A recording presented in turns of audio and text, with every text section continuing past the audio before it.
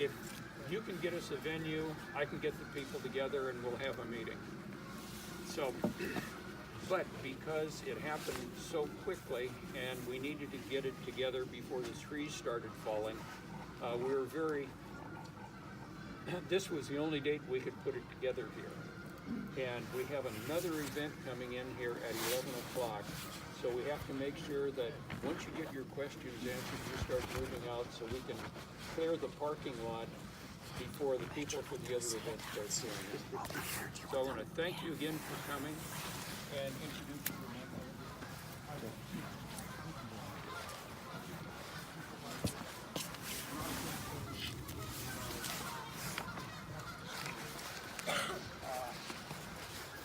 Mike and I decided to do this, and when Sue got a hold of me in May, where are you, Sue? Here. There you are. I've been working on this problem and trying to get this information out. It's a mixture of programs, but we have to understand, this is not a county program. This is, the operation that's going on right now is totally on PG&E. It's their operation. Our program was the right-of-ways for county roads. That program has been pretty successful as far as the county. Blue Lake Springs is one of the first projects. So, we're not going to be able to sit here and preach to you. We've designed this for PG&E to answer your questions in groups, and if you'd like to talk to them one-on-one, that's available. Having said that, I want to introduce you to Dylan. Dylan is the government representative, the PG&E government representative out of Sacramento. He has brought his staff up here from all over to answer your questions and address our questions, because I have some too. Hopefully we can get some answers up here and find out what's going. I know there is some confusion. I would ask that if you have friends that are part-time residents that can't make this meeting, please get to those folks. I noticed on Nextdoor there's a lot of conversation about this issue. John Hamilton of the Pine Tree was supposed to be here to film it, but we'll try to get this information out. With no further ado, here's Dylan. Thank you. Thank you, Supervisor Oliveira. I appreciate your effort in putting this together.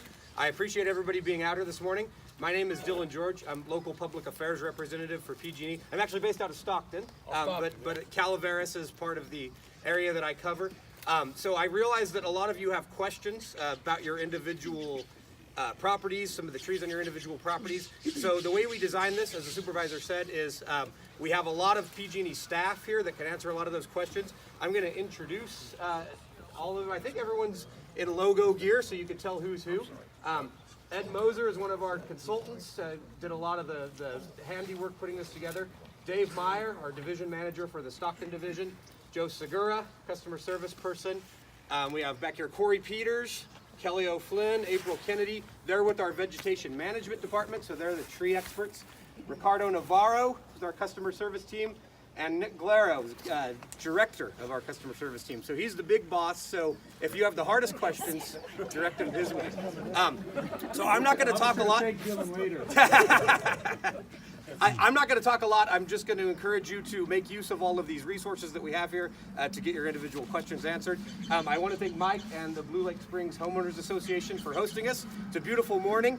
If we can just get the geese to quiet down, we'll have a good day out here. So I appreciate you guys being here. Get your questions answered and have a good day. Yeah, actually, we have some questions because I think it'd be helpful if we all heard this. I agree. And not divide and conquer sort of thing. And just from the get-go, I want to say thank you for keeping us safe and for the electricity. We do appreciate it.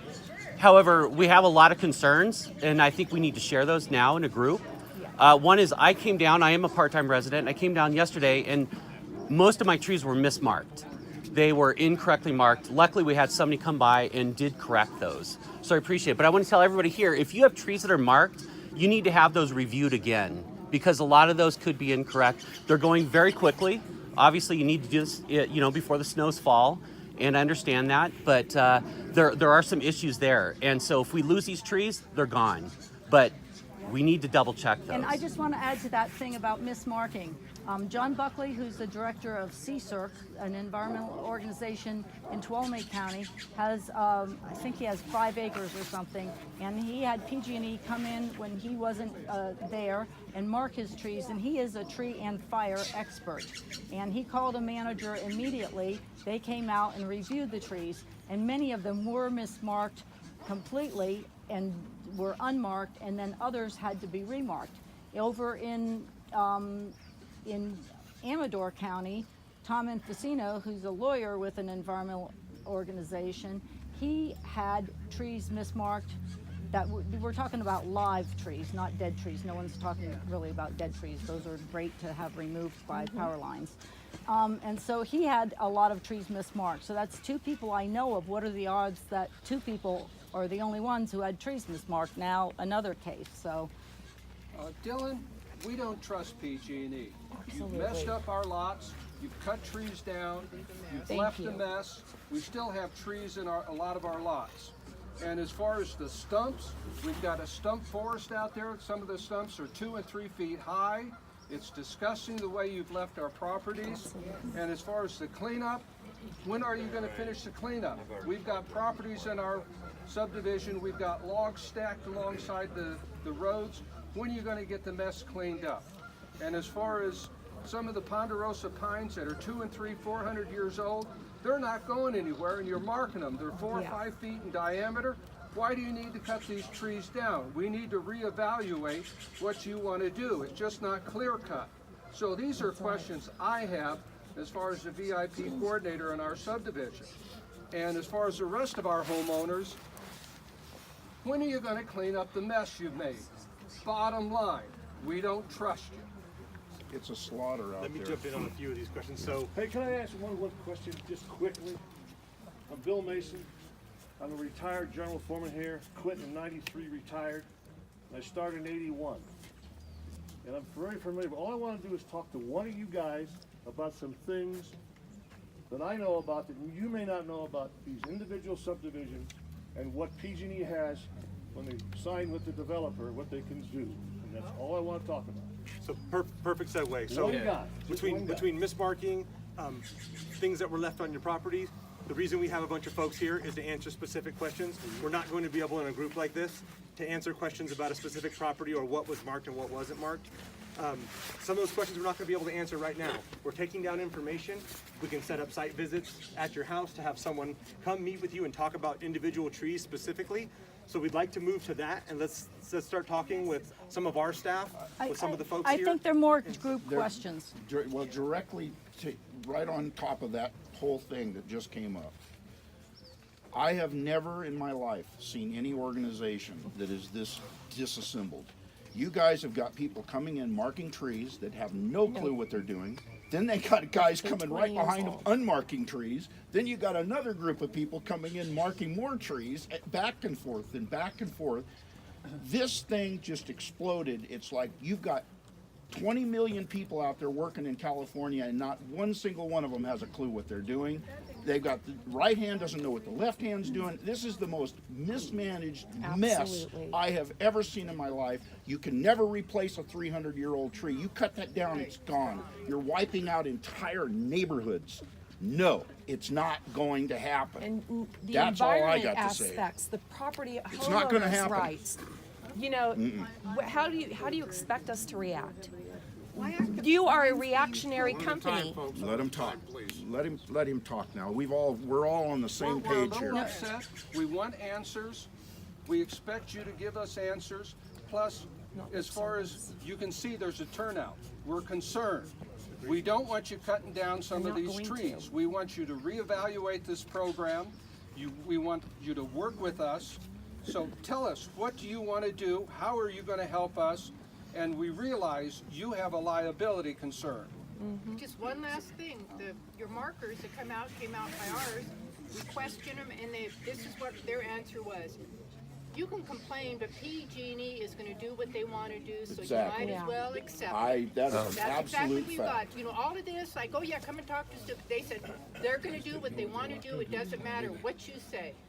That's what they're telling us. We don't want to lose these old trees. We're We've not going lost to. bark beetle trees. Now That's you're going right. to come in and cut the few live trees we got left that are. The trees were there before the lines ever went in. That's Why right. can't the So lines that's be Put your put breakers in, underground? put it Let's get them underground, underground where they something belong. else. He's got a good point. A lot of other Quit trying to infrastructure save improvements money too, and right? spend wasted money. You guys have already spent millions of dollars. You haven't even started cutting yet. And you're going to spend millions more, and it's all for nothing because you've got a 200-foot tree that's going to fall and hit your power line that's 150 feet away, and you're sitting here cutting a corridor of 12 feet? Yeah, Come on. come on. It's One insane. prescription for all. insane. No. So I'm going to suggest, I'm not going to be able to answer all these questions like this. Well, you were got to concerned. and somehow. yeah, We're you've got We to. hear you. We hear This is the time. This is the time to answer them. Absolutely. So that's, We need To answers. hear each other's questions. so we have about an hour and a half. Let me, If you guys want to keep firing these at us, no, let me. We do. what We we're going need to do to is know hear the how we questions. feel. I'd like to be able to answer Now, some this of is these. something you need to know. Okay. I live in a smaller development, not the 2,000 parcel thing. We have 400 lots. Of that 400 lots, 280 are full, have houses on them. That means there's about 130 of the clear lots. You go out and mark a tree, those people will not be there for years. So how are you notifying those people that they got marks on their trees? That's one. Number two, that of the 280, only 80 of them are full-time residents. That means 200 of them are houses that you hung things on their front door, and they have no idea it's there. And they're not How are you hanging things on notifying- everybody's front door. So The how do you lots, know- the empty lots, Folks, come on now, one the at a empty time, lots please. are not tied into PG&E service. So I own a lot next to my house, okay? The trees they wanted to take off of that lot, which is fine. But the address that came up with my house, not the lot that where the trees are on. So I had to talk to the girl that was doing it. If nobody's talking to these people that are doing it, they're assuming it's the house that's adjoined to that lot. It's like these people are saying, they really don't know what they're doing. I mean, let me finish up. Ma'am, you've Yeah, I have remember- a had your question. hand up for a long I time. have a Remember, question. let me just one little thing. Finish here. and then I Yeah, got it. okay. Of those 80 houses, those people there are some retired folks and whatnot. I just got back from 6 weeks on the road just traveling around. I found a thing on my front door that any burglar would love to see. Is, aha, they're not there. Yeah. Oh, And good I did, point. and I saw marks on trees, and I said, what the heck is this? Are they gonna show up this afternoon with saws? And what if I came tomorrow? I wasn't notified. And there's no advance And warning. There no, isn't. nobody else around here They don't call has you got in advance. anything other than just something hanging on their door, if they have a door, like this gentleman is saying. That's Well, all. I'm next. Jimmy, let's- Sorry. let's- I have two things. One is I called PG&E a month ago before all this started and asked them to come and check my trees. And they came, they said everything's fine. Now I've got trees marked. Second thing is, why can't the lines be put underground while we're doing all this water meter infrastructure? That's a big Why question. can't it be put underground? So there's a couple reasons. First and foremost, right, you're balancing two sides of the ledger here, right? We have public safety, community safety, and we have a responsibility to our customers to keep rates reasonable. So when you look at I'm a civil engineer by background, that's why one of my questions. When you look at putting lines underground, you're looking at anywhere from 3 to 10 times the cost of a new construction, right? Take away the fact that the lines already exist in one place. So when you look across the entire state, and it's hard to go to a customer, to you, for example, and say, we're going to raise rates so we can put lines underground in Ukiah. And the folks in Ukiah, that's a hard conversation to have with folks here. Now, in some situations, part of our long-term plan to harden the system, whether that be tree wire, whether that be non-wood poles, underground in some situations, those are things we're looking at to determine long-term what makes the most sense. But to come in right now, we're trying to mitigate the highest risks that we have for wildfire with tree trimming the lines that are How do you existing. think it is Well, for a but- fireman not to be able to get to a house because there's logs on the ground That's another to good fight a point. fire? And if you have example of that, I'd love to take your information You down can to just follow. drive Drive through around. it Just anywhere, drive any street in this That's right. Just slaughter. So I don't, but- Lilac Park up here has steep slopes and a lot of really old trees. The PG&E plan is not being evaluated by a geologist or a slope soils engineer. There have been numerous cases throughout this state where trees were removed and there were mudslides afterwards. That neighborhood in particular, and there are others, are very much in danger of losing their properties and maybe their lives. When the heavy rain on snow events come, everybody knows that's what that is. The rain on snow keeps the heavy rain in the ground, in the snow, and then it pulls soil down. When that's there and you have no tree roots left, it's going to be bad. It's Lilac Park, that whole subdivision, and other people here probably have areas with deep, it's these whole mountains. deep all of the mountains are susceptible to slides. If you had a real forest, if you had a logging, I just want to say, if you had a logging plan, you would have to evaluate the slopes. No environmental review was done on this project. Dylan, Jimmy? Ed, you mentioned cost as one of the, perhaps, hurdles in going underground.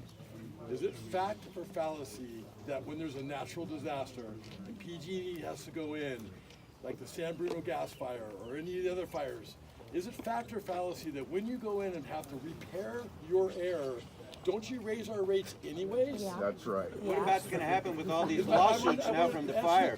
We're all getting screwed because they're gonna raise the rates. Is it fact or fallacy? Do you raise our rates when you have to go in and increase infrastructure after a natural disaster? It depends on the situation.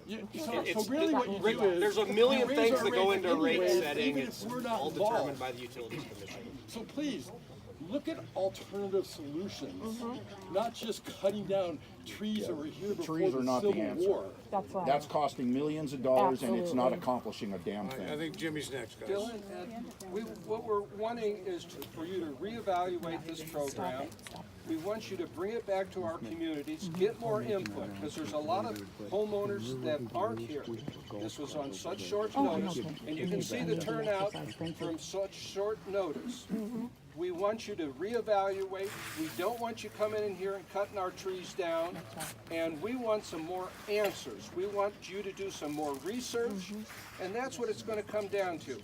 Because we have the option of saying, no, we don't want you cutting our trees down. So that's what we're asking. And I think everybody here is in concern. We want it reevaluated. We want you to look into your program. We want some more information given out. Because you don't give out a lot of information. You say, we're coming in and doing it. No, no, no, no. So needless to say, I would imagine that everybody here would like you to say, yes, we're going to reevaluate this program. Yes, we're going to look for more information. Yes, we want community input.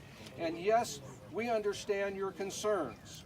So that's what it comes down to. And all these gentlemen over here with all your programs, thank you for doing that. But that doesn't answer our question as far as this program. We don't want you cutting down the trees.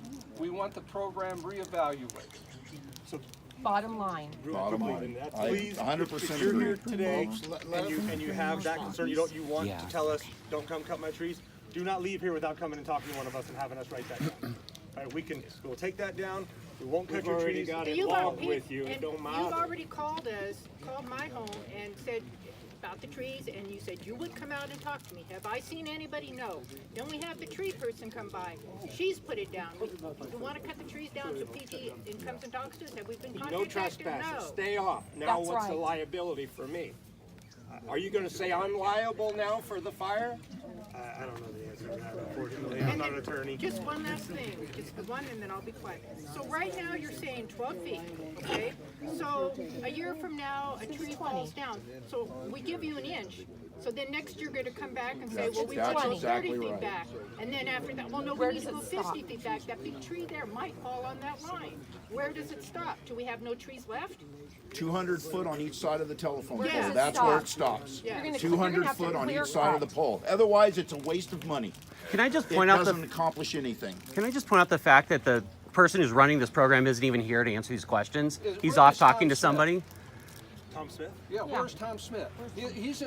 As far as I know, he's in charge of this program to cut down the trees within the, So Tom's one of our supervisors in our outreach, our community service and outreach group. well, he's a gentleman that was listed on an article, and I've talked to Tom twice, and it seems like the buck stops with Tom. No. Tom's one of the program managers and supervisors over the group, but Tom's definitely not in charge of the program. Yeah, and we have our local team from what we call the Stockton Division that represents Calaveras County is here today. So those are the folks that we're all able to bring out. So I have a question from another resident who couldn't come today. And they said that they have heard that there is a circuit breaker device that will shut off the circuit flow if the wire breaks. Therefore, no hot wires. I'm sorry. There's a lot of devices like that. Yeah, but is that PG&E controlled? Oh, absolutely. They should do it. Southern California has been doing it for 4 or 5 years. PG&E has not done it at all. They want to make trees a safety issue. The problem is cutting the trees isn't going to make you any safer because that's not the main cause of a lot of these fires. It's the falling lines. And you have a line fall down or you have 2 wires touch that just happened. They just determined last Tuesday that was one of the causes of the fires. That is going to cause a fire and the trees are going to be gone, but that's not the cause. Okay, listen to her question. So the question is, we have heard that there is a circuit breaker device that will shut off the circuit flow if the wire breaks. Therefore, no hot wires. Within 2 seconds, and they're using it in Southern That's what they California. should be doing on every pole in every area. Absolutely. Yeah. And we have a lot of those in the system And already. that costs a lot less than cutting Yeah. down trees. So yeah, there are a lot of those in the system. I can't speak specifically to right here. Can you get Yeah. that answer for us? Sure. Let me get your information before you leave. I'll make In sure I addition to follow. that, you use arc detection in about 20 of homes, them up here. in bedrooms to decide if you get a short in a lamp cord or something, and it shuts off the circuit. I know it's very small, but arc detection is very well known among electronics. Yeah. The other one is insulate the wires. Yeah. That's one of our longer term. we have been doing Yeah. here. If you It's called insulate, tree wire. It's a if you coated insulate- wire. Yes. Right. But if we have 200 old trees, dogwood trees people don't want to lose, other trees people don't want to lose, why can't you put coated wire in that section now Yes. instead of That's cutting right. those trees down? Like Why our not? lane- PG&E has a ton of money, they make billions of dollars, and they are a big industrial corporation. Shareholders, my friend, shareholders. You gotta We are keep them working through happy. all of that right now. How do we identify the, one second, we'll get right to you. Identifying the areas we need to get into and then figuring out what's the best solution in that area, whether that's coated wire, whether that's whatever the solution. Then you need time to do that. You need to halt Yeah, this. you gotta and you halt need this to whole operation. really investigate and see what you can do that is really truly viable without killing our forests and our beautiful trees, that are healthy trees. It's ludicrous. I want to It's reiterate, if you feel insanity. that way, make sure we get your information down before you leave today. Yeah, go ahead. Okay, I want to say something that hasn't been brought up, and I know that everybody is on their minds. It's a concern to everybody here. We've been devastated by drought, by the bark beetle. The bark beetle is not done. Until we get an epic cold winter, the bark beetle still thrives all winter long. Now, this year was still a bad year for bark beetle. We lost a lot of trees still to bark beetle. Your guys' plan to cut our green trees is like a feeding frenzy. You're going to reinvigorate the beetles. And you think this bark beetle problem was bad the last 5 years? It's going to triple, quadruple. Because you guys are going to cut our green trees, leave all the slash, the trees around. Yeah, right. And they're going to come right back, and then we're going to have another thing of bark beetle. It's going to be never ending. Ecologically, The it tree, just doesn't make the sense. tree in front of his house, you came in and scalped one whole side of that tree. Within 48 hours, the beetle attacked that tree and killed it in 2 weeks. And it's because they trimmed it. You cannot cut in the That's right. spring or the summer at all. No cuts, no trimming, nothing can happen Even in the before spring or the summer. first real It can only happen freeze. right now. The beetles are now starting to go dormant. You cut anything in the spring, you're just, like he said, it's a frenzy. So we're a little concerned about this timing because, I mean, the amount of trees that you guys have marked, and I mean, On so many levels. it's it just needs to you know, stop. forget about the forest fires. I mean, you guys are adding fuel. When that green tree and all that stuff dies off, then you've got another fire hazard. I'll ask you talk to the folks right over there, our vegetation program Yeah. managers.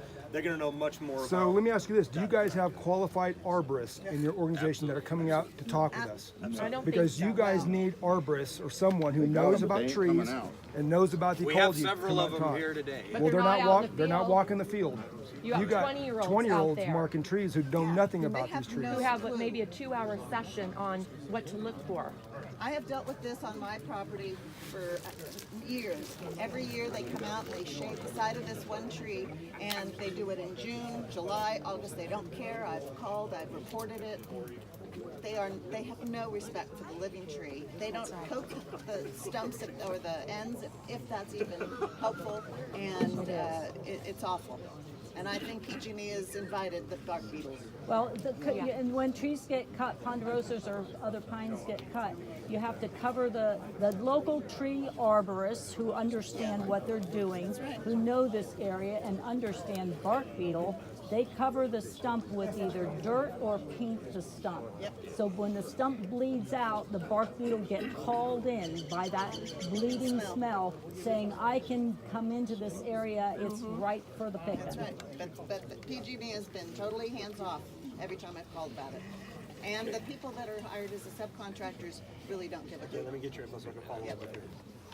Yeah, I hate to cut this off, but the purpose is for everybody to get together with representatives to discuss their particular situation. It's a big So, picture thing. Now, It's a big picture now is a thing. good time to begin Not doing an that. individual thing. Also want to mention that those of you who are having difficulty navigating the hill here, we have a golf cart over here that when you leave, we'll be able to take you up to your cars.